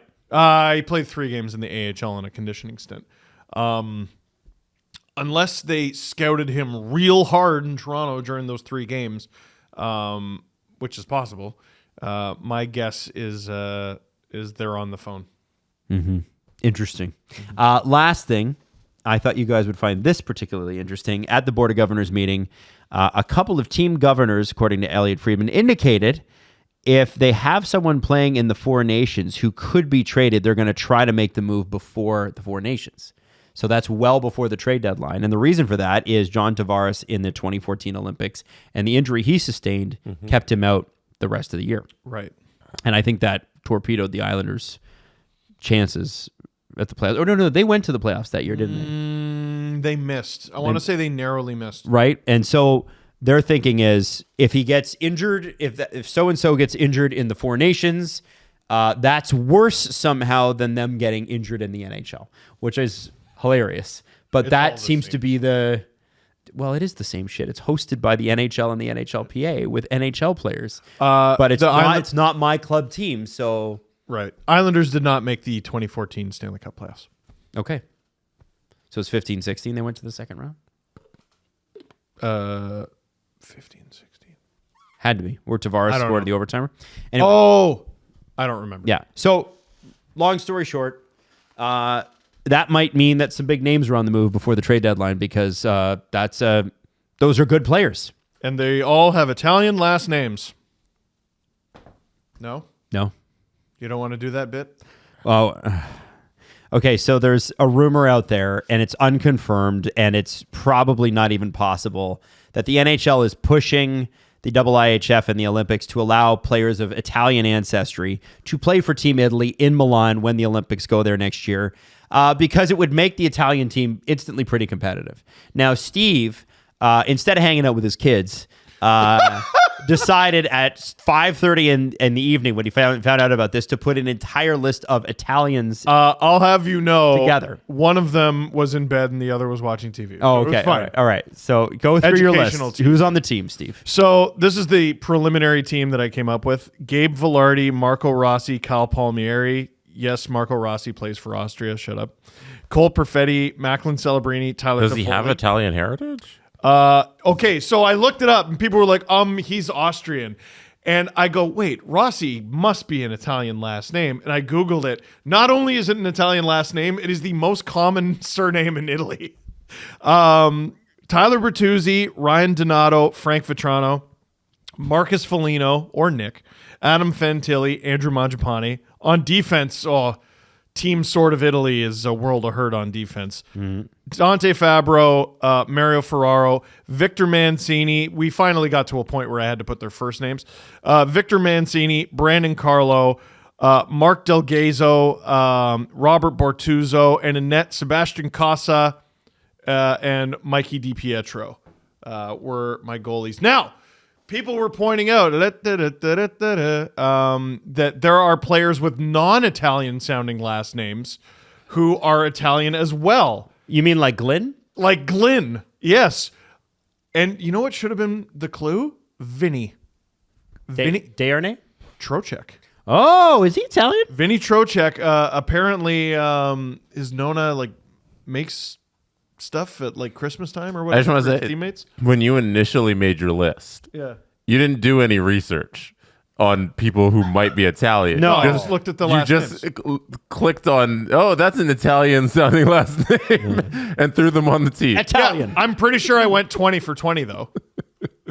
Yeah, no, you nailed it. No, yeah, Sure. Bertuzzi. I bet he's friggin' Australian or something. I just think your thought process here is interesting. Oh yeah. Anyway, I Yeah. thought it was fun. I mean, the team's not horrible. Yeah. No, it'd be I mean, Prob- Barry I'm Trotz trying to would hate think it. of- Fabro on the top pair. Sweden, that's- Czech that's- Republic, A lot of Canada, right- U.S., Germany be below. Switzerland. Switzerland for sure. I don't know. We're talking like eighth seed. Yeah. If we're ranking them on paper, it's not that good. Now, I know he's Norwegian Russia. born. He's Norwegian born. There's no way Matt Zuccarello doesn't have Italian ancestry. Oh, yeah. You're telling me Zuccarello? Oh, yeah. Come on now. That's the thing about Europe is everything is like about a half an hour from each other too. Yes, So when people yes. are like, I'm French, I'm Italian, we're so different. It's like you guys live like an hour away from each other. Yeah. Man, that's like me saying to somebody from Thunder Bay, we're completely different. Like, no. A bunch of but I'll let you think that. a bunch of Swiss players have Italian last names. Of course they do. 'Cause they're, and guess what else they have? German last names. And you know what else they have? French last names. That's so crazy. 'Cause all Couldn't are it be official all the languages. Bordering states couldn't be. Why do they have to speak all three languages, Steve? Is it because it's a small country surrounded by three countries? Why are you so worked up? Yeah, I don't understand why you're upset. Stop yelling at me. Europeans make me laugh because they're are like, you upset we at? are so ingrained in our shit. I am British. I am French. And they are very different languages that are all somewhat based on the same I language. get it. But it's like, guys, you're like, the reason you're like that is because, 100 years ago, it was a horse and buggy and nobody left with, nobody went beyond 20 miles from their house. But now, come on. I So think you're upset with Europeans as a whole. I think that they can just dial it down a little bit. Is it because you don't have to Tony be so Hand- nationalistic? We're all humans. Is it because Tony Hand is from Britain? No, I like Tony Hand. I doesn't want sound like a it. new Oh, we spin figured it out. on the Yeah. Tony You know Hand you story. hate Tony Hand. I don't hate Tony. You Hand. hate him You do. on principle. I don't hate him. Yeah. You on hate principle. Scotland. Steve. You hate William Wallace. Steve, what did Tony Hand accomplish during his NHL career? Man, that's a great question. Nothing, but he was really good in training camp. After training camp, he played like a little cup of coffee in the WHL, and he was a point-a-game player there. But then he got homesick, so he went home. He played in the BHL for a while. He scored well over 200 points per game. Sorry, per season. Per game, I would believe it. 200 per season. Mm-hmm. That's almost like Gretzky. That's so many points. That's Gretzky. Well, it's funny that you should say that because they called him the Scottish Gretzky. No way. Yeah. Wow. Tony Hand from Edinburgh, Scotland. Wow. Yeah. That's cool. We should talk more about him. I think we should too. Bring up his DB. Talk about the same stuff, though. Make sure that if you're going to bring it up, use the same 3 talking points every time. I found book. Find nothing else. Do no more research. I found book 3. The Tony Hand experience. I like that. Yo, The Tony that I Hand would book. listen to. I would listen to that. The Tony Hand book. The Tony Handbook. No. Tony Hand book. Oh, that's good. It. Yeah. Stop it. We already got the name. That's all. That's half the book. Yeah. Half Hey, the book is just a catchy name. You got it. Yeah. Tony Hand. Maybe he's on Team Italy Because his name is Anthony? because his name's Tony. Oh, Tony. Stop. Yeah. Tony Hand. No. No. Oh. No. We're not going to let you do that. I'm not going to let you do that. Last thing before we go to the press conference, soft talks have actually already begun between the NHL and the NHLPA. And it is Gary, and I mentioned this, they said Stanley Cup Finals. Gary wants to have this done ideally by game 1, because he is a State of the Union right before that. So that'd be a big victory for both sides. And Freach brings up an interesting point. He said, I wonder if it'd be possible to paper a new agreement by then, because even with a lot of good lawyers, it's a lot of writing shit down, And lawyers are like, hey, we could say this sentence in 5 words, or we could say it in 25 sentences. In a manifesto. And they will take the 25 sentences. Yeah. So if he said a couple of good lawyers pointed out that if you were simply modifying a current agreement, it would be no problem. So that could be really good. It'd be nice to have some set on that. What I'm curious about with this is term. Do they go 5 years? Do they go 7 years? Do they go 10 years when the no clause at year 7? Like, they've done all that before. How long is this going to last? I thought the CJ show breakdown of this was really good and really informative and really like CJ. You talked a lot about Ovechkin as well. So that's not me punting on the answer, except it is. But I'm saying we have another show where they go much deeper. Well, I haven't had the chance to listen to today. Well, it's quite good. Fine, then. You have to listen to that. Let's do the press conference. The Presser. SDP. The Steve Dangle Press Conference.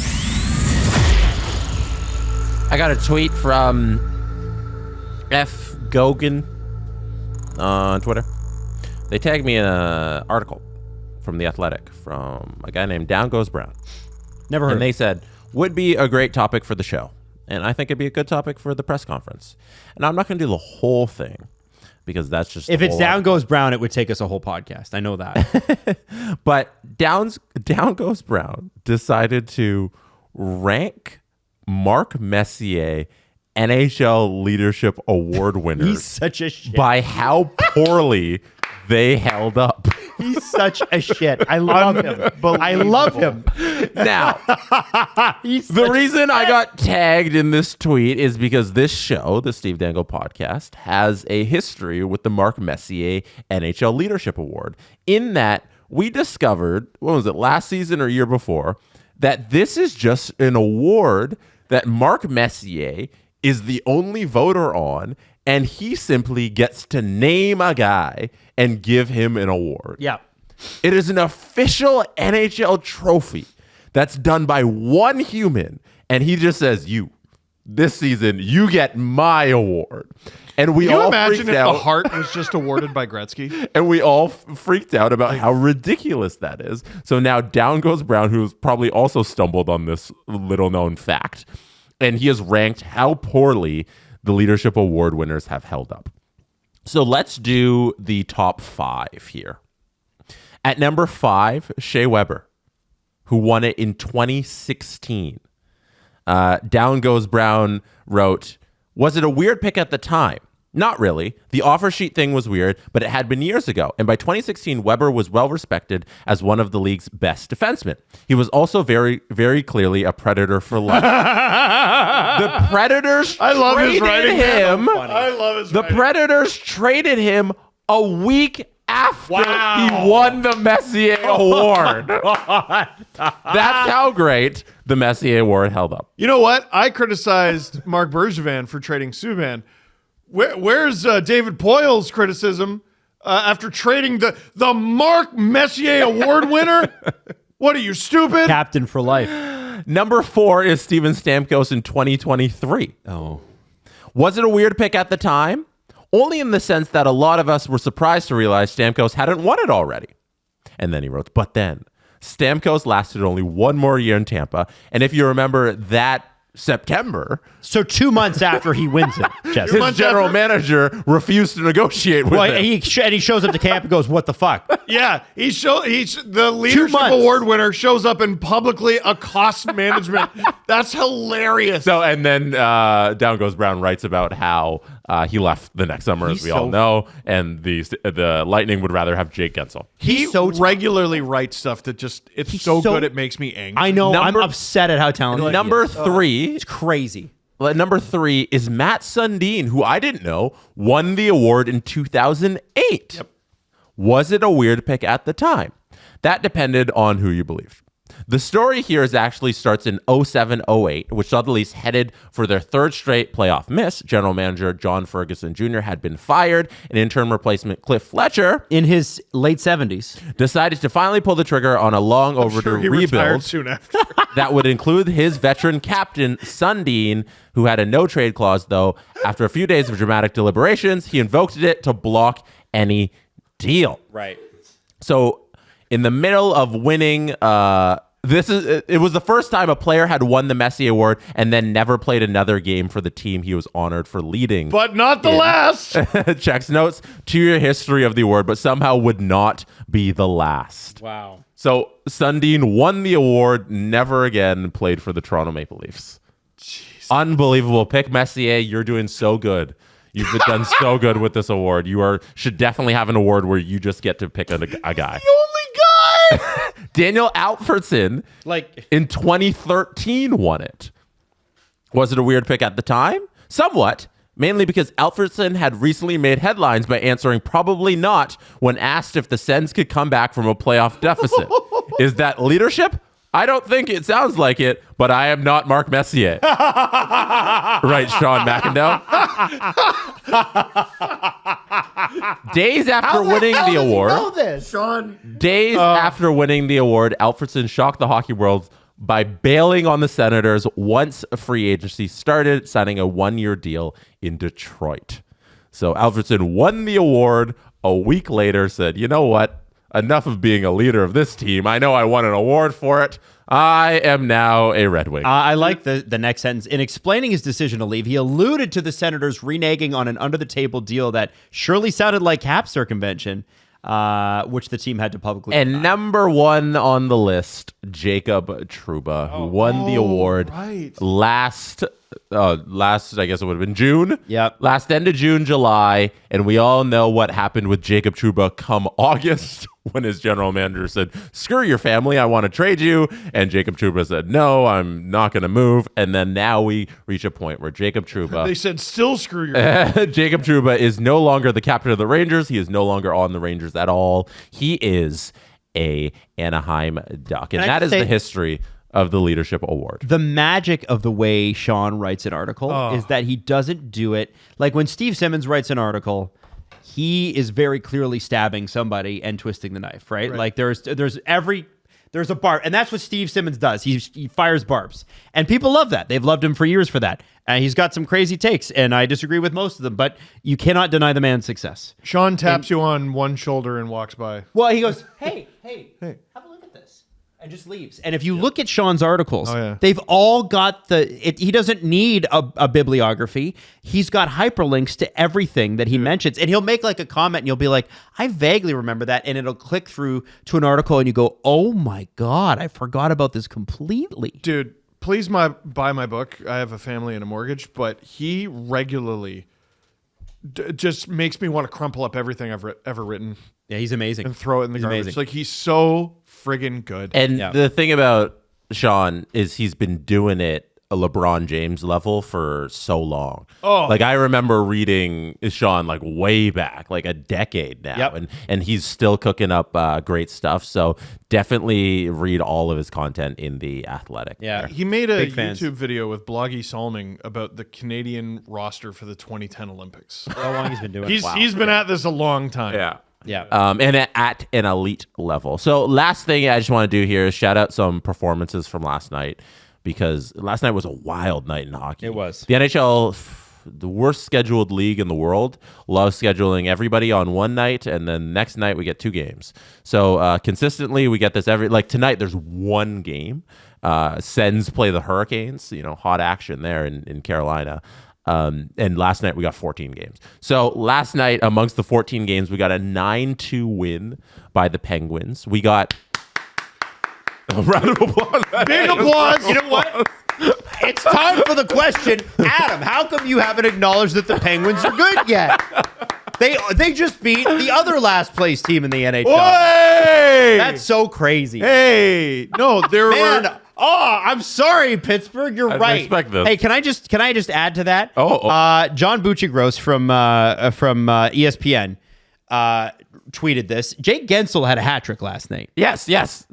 Sorry. No, go ahead. He's on pace for 49 goals, 39 assists, and 88 points. And what John said Weird way to was, say Brian Russ. John said, I don't understand why the Penguins wouldn't sign a productive 30-year-old veteran player that wanted to stay. They will spend the next 10 years hoping to draft, develop, or trade or sign for a Jake Gensel.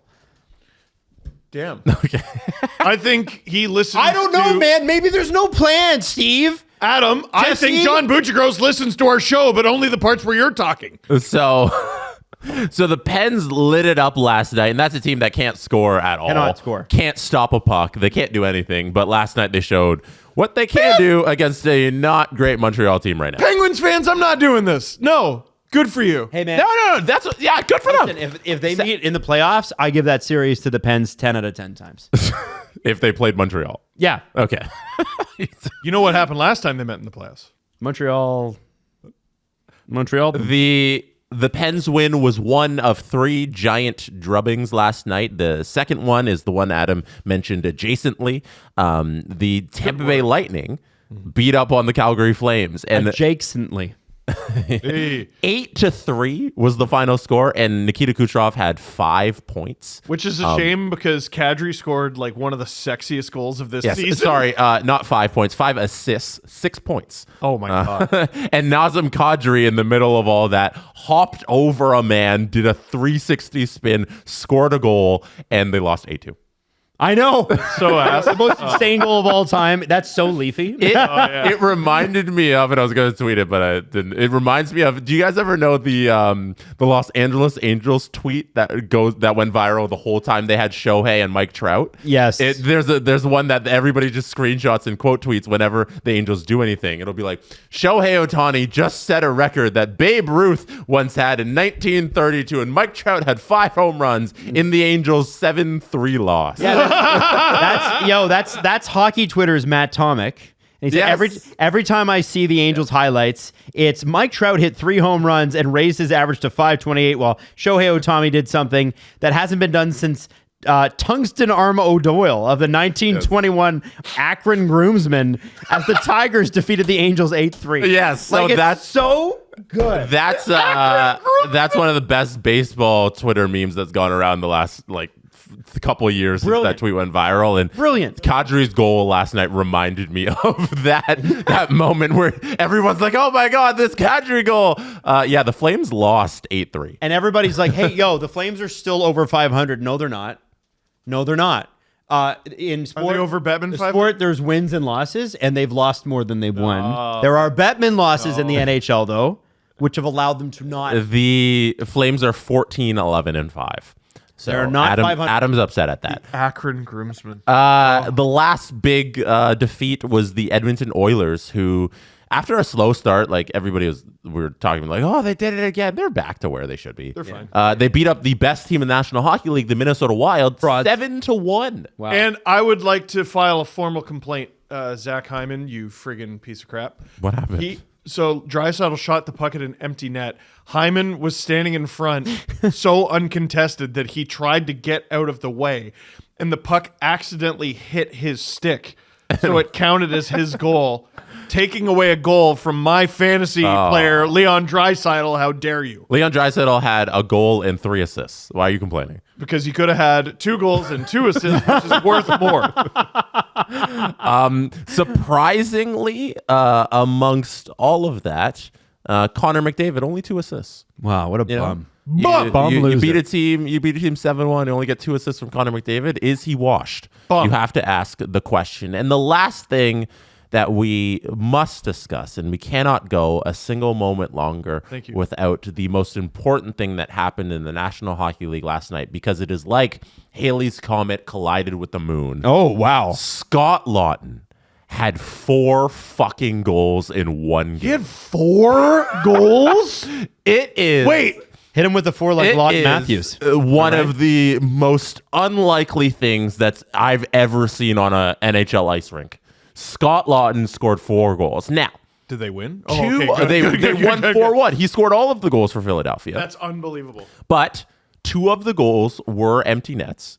If we're Whatever. if we're being serious. Who gives a damn? Two Still of the counts. goals were empty nets, and he ruined his hat trick by getting a fourth goal. You suck. Because it's no longer a hat Stop trick. it, If we Jesse. want to take a quick peek at his 4 goals, one comes on a breakaway where he takes a giant clapper. So Scott Lawton hell here yeah. is Sure, fight. dancing on his own at the end of the blue line, looking for a puck that'll just sneak out and get to his way. And thankfully, it does to exactly where he is. Attaboy, and he Mo. goes to the other end of the ice, stops here at the face-off dot, winds up, claps it, goal. Boom. Beautiful, beautiful little breakaway goal there to put Philly up 1-0. Who's 77 for the Wings? I was looking at 53 for the Wings. Can you go Yeah, back? lot of errors here. Let's go back here. Who had the who's 77 for the Wings? Jesse's on it. What happened here? 77 on the wing. That must have been a turnover by 25 on. Yeah. It's I can't show you the actual Okay, footage 'cause on it just- replay. from the NHL Edge view, it looks like Yeah. he just back passed it to nobody. but I don't That's think- Simon Edvinson. Oh, okay.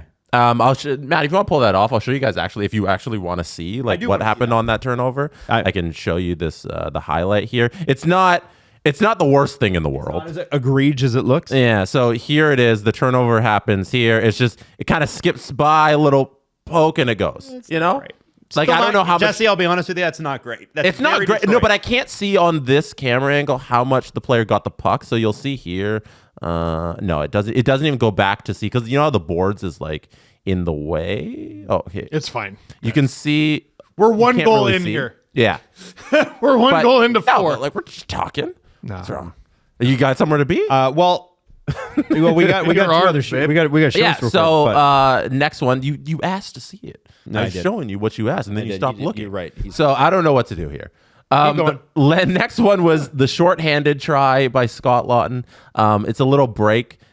Great defense here by the Philadelphia Flyers. They get a little breakaway, 2-on-1. Adam hates 2-on-1. Scott Lawton, love it. one-timer goal. I just knew That's it. the NHL 24 goal. You score every single time. Now, this empty netter is a decent empty netter, and the last empty netter is the one we got to talk about here because Konechny finds Lawton, who's breaking out of the zone. Very normal empty netter. But the empty netter we might have to take umbrage with is this Garnet Hathaway, Scott Lawton back and forth. So they both break out of the zone. It's Scott Lawton and Garnet Hathaway going up, both together. Lawton passes to Hathaway. Hathaway says, "No, you've got 3. I'm going to pass to you." And what does Lawton do? Passes it back to Hathaway, and then they get the little goal. So it's them going back and forth. Hathaway gets the free assist. Lawton gets the empty netter. 4 goals. Miracle performance by Scott Lawton. He had had What a more game. than doubled his season goal. Yeah, he Yeah. had So more funny. goals last night than he did in the 20-plus games before it. Amazing. Unbelievable. Good for him. Yeah. You know what? He is worth a first. Hey, listen. Detroit is bad. Yep. And there's a couple things I'd like to just quickly highlight before the Leafs go and fucking blow one to them tomorrow night. I hope that doesn't happen. You're not. He's not You're wearing his not headphones. wearing your headphones at all. The outro music has been What playing. are you Was it doing? playing? Oh, I'm sorry. Patrick Kane has 3 goals this year, and Petrie and Sherrod are their second line defense. No, that's not. I didn't know. I was like, what are you doing? I'm sorry. Sometimes my ears get hot, and then I take the headphones off. Sorry. I was like, All right, what's you he wrap it up. doing? All right. Wrap it up. It's back. It's back. Petrie Sherrod. Adam, close do you the have any show. final thoughts? Petrie Yeah. Sherrod. Do you have anything else? What are we doing here? Petrie Sherrod. Oh, you stopped. Maddie stopped the recording. Oh. All right. Start it. There we go. Now we're ending. Petrie Sherrod. So. The Steve Dangle Podcast. Follow the guys on Twitter at Steve_Dangle, at AdamWYLDE, and at Jesse Blake. Connection complete.